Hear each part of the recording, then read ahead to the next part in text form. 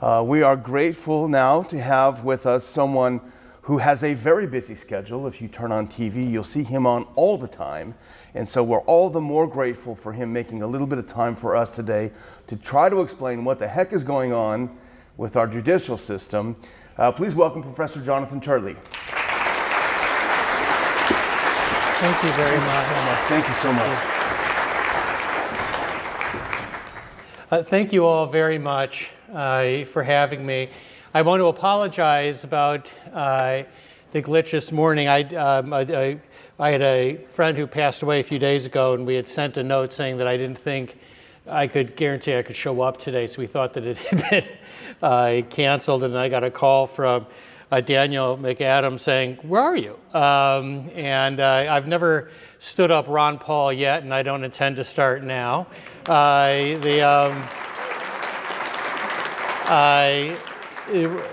My relationship with Ron Paul goes back to when he was a member of Congress and would hold luncheons to bring together members to get them to think about ideas and perspectives that were outside of their bandwidth. And it was a very incredible lunch and a series, quite frankly. And I think these conferences really carry on his legacy. It's not that the speakers agree with each other. I think we have very significant disagreements, but we value Ron Paul bringing together voices that are not often heard and allow us to discuss these types of issues. But my purpose is actually much more mundane. I have been asked to talk about what is the situation with all of the Trump indictments. And, the fact is, if indictments were like frequent flyers, he really should have gotten the fourth one for free. But you don't get those for free. They're very, very costly. And part of the objection that I have made to this pile-on is that some of these indictments raise serious constitutional questions that could produce, I think, damaging precedent for the country. That is not meant to suggest that I have not been critical of President Trump. I have been. I was critical of his January speech while he was giving it. I was doing the coverage. I also disagreed with his arguments about voting fraud. Now, at the same time, by the way, I was amazed how my counterparts in other networks the day after the election announced there was no voter fraud. So I couldn't understand how you could make that decision. I've covered elections for CBS, NBC, hi Ron, Fox, and BBC. Every presidential election has involved challenges, and most of those challenges have been unsupported. They can result in sanctions, but they have not resulted in criminal charges. And we have to have a frank discussion about these indictments. Now, they run the spectrum of strength, quite frankly, and I'll start with the strongest one. I think Mar-a-Lago is a serious indictment. The evidence there is getting stronger. You just had a critical witness that changed his testimony. I've said before that was ever filed that the president and his team better think seriously about that documents case because it is a serious threat. Now, if he's elected, he can pardon himself. He can give a self-pardon, or a Republican elected can do it.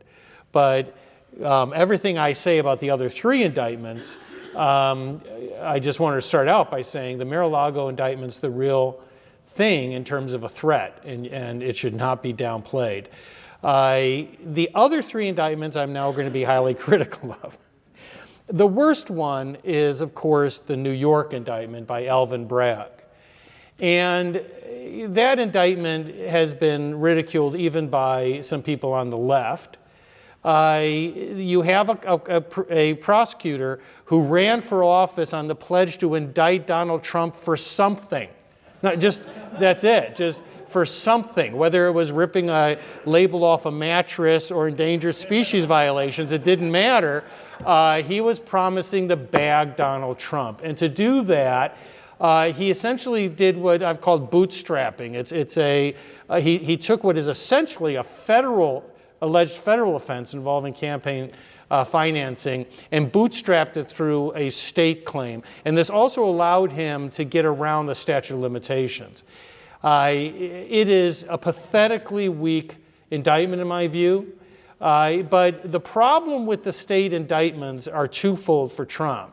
One is you can't pardon himself out of a state conviction. But second, the way the trial courts work is they have a preference for things to go to verdict before you can raise threshold issues. And I know for most thinking human beings that seems pretty bizarre, because it means that if you're arguing that there's a threshold barrier to bringing me to court, you sometimes have to wait through an entire trial where they tap you out financially, and in this case, have a trial during a campaign, before you can get a full review on appeal. We don't know if the Court of Appeals and the Supreme Court is going to follow that common trajectory, because this is anything but the normal case. But for the Bragg case, I think that it's an anemic case, and I'd be surprised if it withstood review. That brings us to the other state case. Well, first of all, if we go in order, you have the first Fed indictment, which is in D.C. And obviously, Smith wanted to be in D.C. The chances of finding a Trump voter in a D.C. jury pool is about the same as finding a snow leopard. And so it's obviously a great jury pool for Smith, but it's like complaining about the weather. That first, that second indictment, I should say, raises many of the questions that I have with the Georgia indictment. And both of them concern January 6th. And once again, as someone who was a critic of Trump's speech and disagreed with him on this whole certification theory from the beginning, he obviously didn't listen to people like me. He listened to other lawyers, okay? But that's not a crime. Lots of people don't listen to me. My wife doesn't listen to me. But there's a lot of, he listened to a group of attorneys that had, in my view, flawed theories as to the federal law and Vice President Pence's authority, and also about some of what was going on in the Georgia attempted recount. Being wrong doesn't mean it's a crime. And so when I've raised these free speech issues, I've been really pummeled by other academics saying, my God, there's no free speech implications in any of this. Well, obviously there is. The question in constitutional law is not often what you do as much as how you do it. There has to be some price that's too great to bagging Donald Trump. I mean, at some point we have to reach that point. It's like the Far Side cartoon where they showed this nuclear wasteland that was still smoking, and there's one guy that remained, and he was jumping up and down saying, "We won, we won." At some point, the cost is too great. And one of the things that you look at from a constitutional perspective, and certainly what I look at in these indictments, is what's the limiting principle? How do we distinguish between something that is a baseless or unsupported challenge to an election and something that's a crime? Representative Raskin in 2016 and his colleagues tried to stop the certification of Donald Trump on no evidence at all. They did that when there were violent riots happening in Washington, D.C. Does that mean that they were seditionists or that they committed these same crimes? Hillary Clinton said that the election was stolen from her and continued to call Donald Trump illegitimate. Before 2016, Democrats used this very same law to try to block certification. Which of those are crimes, and how do you distinguish them? Those are questions that apparently you're not allowed to ask if the name Trump appears anywhere in that analysis. Well, hopefully judges will ask that question Because I don't know what the answer is. And I'm talking as someone who was critical of Donald Trump. So when you have the Georgia and the second federal indictment, I think there are substantial threshold questions. I do not think that Judge Shutkin is going to wait for an appeal. I think that she intends to take that thing to trial. And she is putting it right before Super Tuesday. And once again, I don't get it. I mean, I agree with her, and I agree with her that the two dates put forward by Smith and by the Trump campaign were ridiculous. I mean, Smith, there's like 12 million documents. And he wanted to have this like yesterday. And then Trump was saying 2026. I was like, really? Why not 2033 or 44? I mean, where the hell did you get that number? But she was correct. She said, neither of these dates make any sense. And I thought, okay, that's really good. But then she shoehorned this thing before Super Tuesday and right before the New York trial. Why? Why would you need to do that? And by the way, some of these cases like Georgia, she could have brought this case 2 years ago. She clearly waited to drop this thing right before the election. It was manipulating the schedule. So these challenges are going to have to be heard. We may see some new precedent, I'm not too sure, as these Court of Appeals grapple with this question of when they can give a full review on these issues. I'm going to deal with Georgia for one more second. I've gotten a lot of heat. I was attacked by the Washington Post. I know it's breathtaking, the thought of it. But I was attacked by the Washington Post because I suggested that the call which led to the Georgia investigation might not be criminal, the famous call with Raffensperger. And Philip Up at the Washington Post said, you know, Turley, when we first issued our story, said that the call was breathtaking for Trump to ask, to tell them to find 11,000 votes. What he didn't mention is that the Washington Post report was wrong. And that when we got the transcript a couple hours later, I sent out a tweet saying, you know what, this does not seem like what you said it said. Indeed, this sounds like a criminal defense. Because, and I admit, I tend to look at things from a free speech or criminal defense standpoint. But when I saw that transcript, I couldn't even understand how the Post could have taken that and treated it as demonstrably criminal. Reasonable people can disagree. But what I said, and I've still said recently, which led to the attacks, is that Trump has a valid argument here. This was a settlement call. They were heading into litigation. He was trying to get another recount or continued investigation. And in making his case for that, he said, all I need is roughly 11,000 votes. What he was saying is that in the whole state of Georgia, all I need is to find those, and it flips the outcome of the election.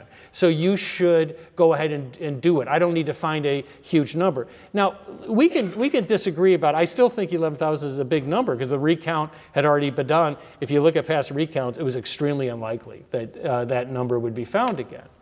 But it was a settlement call, and he was trying to say, I don't need many votes. Once again, I disagreed with him on that call, but some people agreed with him. Okay? The argument in the media, which I still can't fathom, is that was just telling them to basically find the votes. That is to just invent the votes, to just say that he made the vote difference. But that's contradicted in the call, and it's contradicted in the second call, where Trump is clearly saying, you should go out, if you look, you'll find these votes. He's telling them, go find these votes. Does that make him right? No. But it doesn't make it a crime to say, I want one more recount. But everyone went absolutely crazy to suggest that he actually wanted a recount, that this was a settlement negotiation. Then Raffensperger just testified. What was the first thing Raffensperger said about the call? Well, that was a settlement negotiation. We were talking about a recount. Okay? Well, yeah, I mean, that's obvious. Now, does that mean that the underlying claims are valid? No. But it means that that call is not strong evidence of a crime, the one that led to the start of the indictment. So then these indictments are going to have to go to a jury very likely at some point. Will they happen before the election? I don't know. I mean, 12 million documents? Defense counsel has to look at them. You don't have to study them for hours, but you have an ethical obligation to look at them. If you do the math, it's pretty hard to imagine how a defense team is going to get through that number of documents in that time. But also, you're not counting in challenges. And I can also tell you on the documents case, those are classified documents. I've been lead counsel in national security cases, and I've also been the only cleared counsel in national security cases. They move at a glacial pace. It is like invading Russia in winter. It does not go as planned. And if you can get the trial on the documents case with that number of classified documents, well, okay, but that would be the fastest turnaround I've ever seen in a classified case. So whether you have these trials or not, we'll see. So how do you play this out then before we get to the last point? I know I've got limited time. A couple of things could happen. He could be convicted in the federal cases. In that case, he could pardon himself if he's elected again, or the Republicans can pardon him. They can do so even if the trial hasn't been held yet. You could do a proactive pardon. You can do a preemptive pardon. So even if Smith can't get a trial or both trials before the election, he would never see a jury in the case if there was a self-pardon or if another Republican did it. On the state stuff, you can't pardon out of that. In Georgia, even the governor doesn't have pardon authority, although I'm not quite sure Kemp would be eager to exercise it. But it gets a little bit dicey at that point. If the judge sentences the president to jail, let's say before the election, or let's say after the election, because this is going to take a while, he would then have presidential functions to fulfill. We've never dealt with it. So federal judges may in fact step in and say, we've got to work something out. You know, you can't have the President of the United States in stir when he's supposed to be doing these types of presidential functions. You've got Secret Service. We've never dealt with it. So a federal court's going to have to deal with it. At the same time, the merits are going to have to be looked at. It could be years before that's ever resolved. In fact, it could last until he's out of office. So there's a lot of runway between now and then. So I wouldn't necessarily, I know people, this, you know, if you look at the reaction to the Trump mugshot, it's clear that this is the thrill from people about the mugshot is almost indecent. I mean, I expect that Pornhub's going to make a separate category for Trump mugshots as a fetish. But I don't know if they're going to be seeing that Trump in a jumpsuit anytime soon because of all the things that have to be done. I want to deal with one last issue, which is perhaps to me the most troubling of all. And that is the 14th Amendment argument that has now gone into vogue that suggests that Trump can be prevented from appearing on the ballot in various states. I've rejected that theory for years, before Trump was ever accused or even on the radar. It was sort of a parlor game that law professors would sometimes engage in. You know, how far does the 14th Amendment go? The argument by a number of academics, including some very serious minds and people I respect, so there's good faith arguments on both sides. I haven't tried to hide my view. I personally don't think it's a close question. I think it is crazy. But it gives me pause to see these serious academics that have put forward, two of them put forward a very long University of Pennsylvania law review. I read it and was even more convinced they were wrong.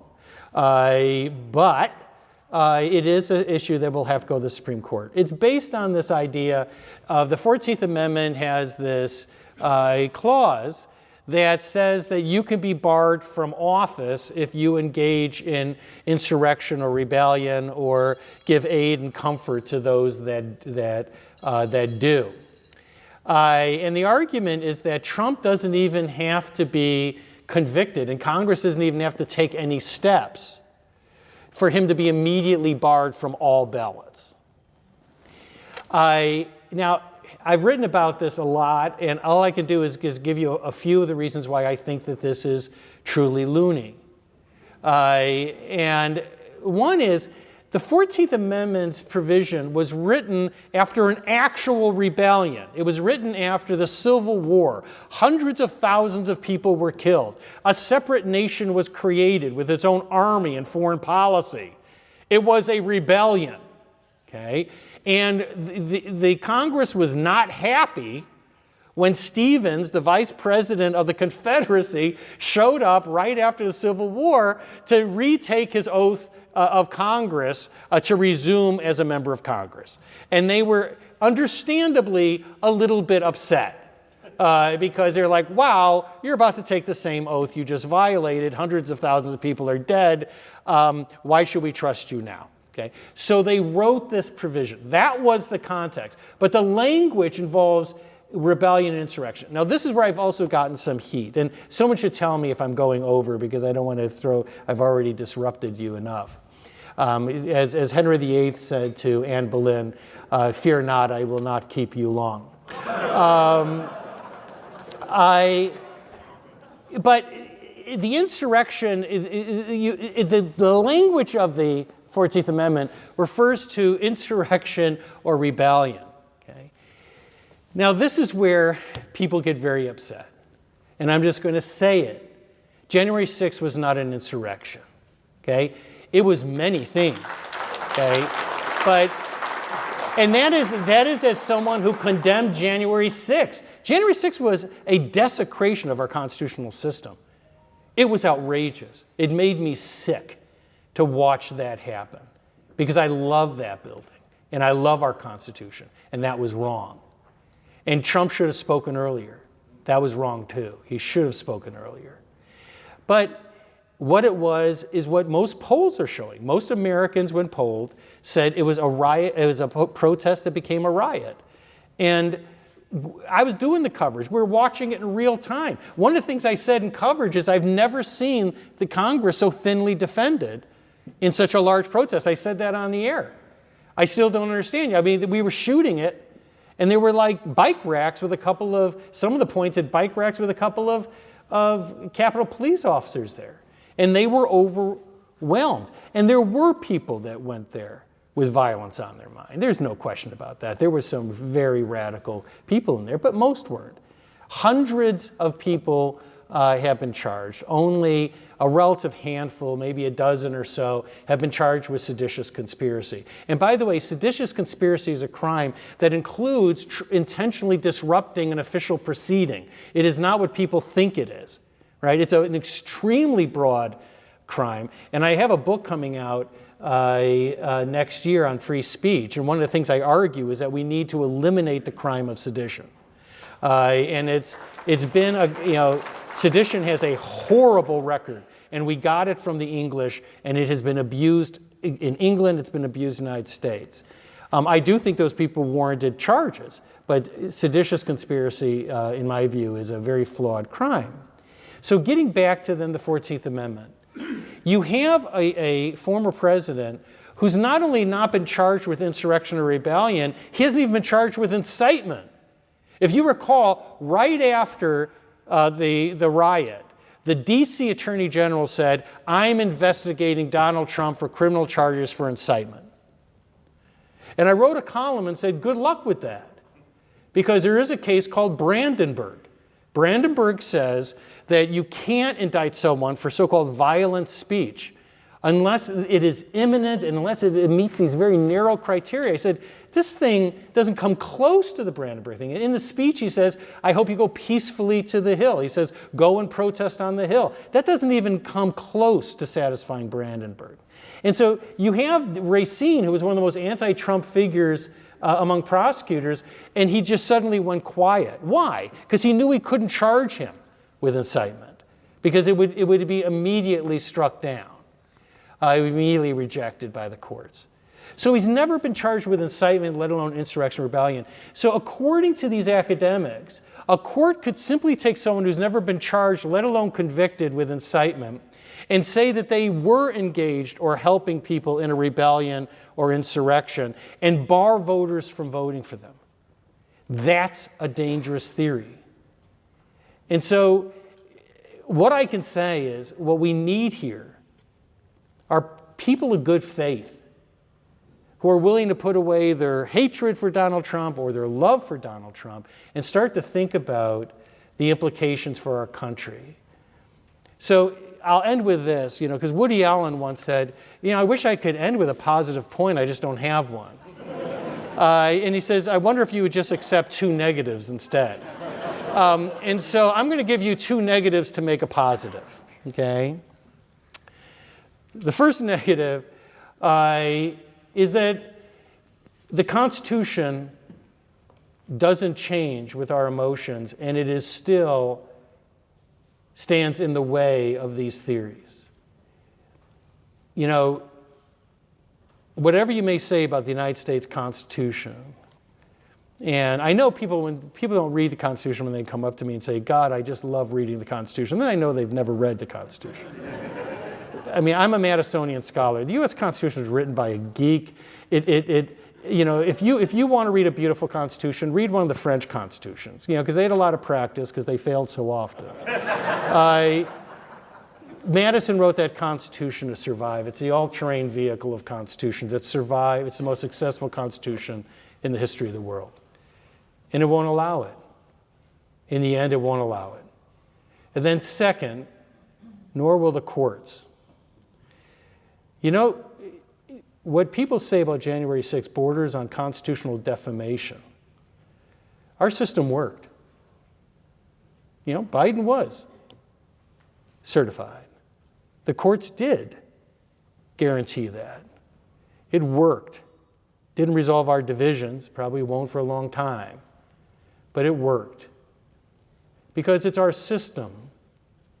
And there's something in all of us, no matter where I go, that down deep believes in that Constitution more than they do all of the passions and divisions of our time in this age of rage.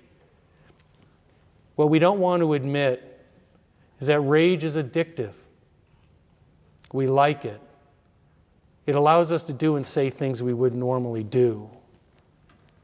But down deep in our DNA, we know that we have a system that's greater than all of these individual parts. And it will withstand it, and this republic will withstand it, despite our best efforts. We have every reason to believe in that Constitution, because it's a covenant between each other that as things get bad, we have to trust each other, and it'll prevail. Thank you very much.